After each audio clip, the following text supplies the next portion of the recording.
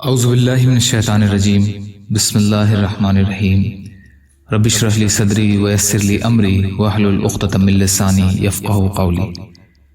ریاکاری کے متعلق اللہ کے نبی صلی اللہ علیہ وسلم کی حدیثیں۔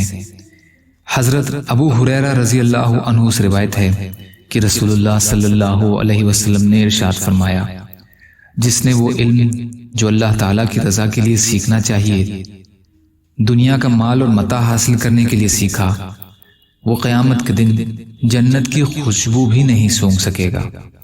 ابو داؤد کی حدیث۔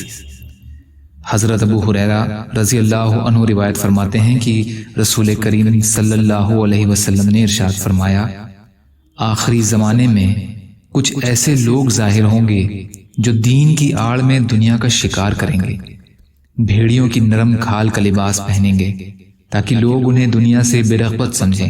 ان کی زبانیں شکر سے زیادہ میٹھی ہوں گی مگر ان کے دل بھیڑیوں جیسے ہوں گے۔ ان کے بارے میں اللہ تعالیٰ کا فرمان ہے، کیا یہ لوگ میرے ڈھیل دینے سے دھوکہ کھا رہے ہیں یا مجھ سے نڈر ہو کر میرے مقابلے میں دلیر بن رہے ہیں؟ مجھے اپنی قسم ہے کہ میں ان لوگوں میں انہی میں سے ایسا فتنہ کھڑا کروں گا جو ان کے عقل مند کو بھی حیران اور پریشان بنا کر چھوڑے گا، یعنی انہی لوگوں میں سے ایسے لوگوں کو مقرر کر دوں گا جو ان کو طرح طرح کے نقصان میں مبتلا کریں گے۔ ترمذی۔ یا اللہ ہم سب کو کہنے سننے سے زیادہ عمل کی توفیق عطا فرما۔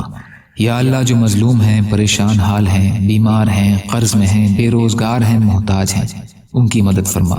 ہم سب کو اپنی استطاعت کے بقدر اپنا حق ادا کرنے والا بنا۔ یا اللہ ریاکاری سے بچنے کی توفیق عطا فرما۔ یا اللہ ہمارا یقین اسباب سے ہٹا کر اعمالوں پہ کر دیجئے۔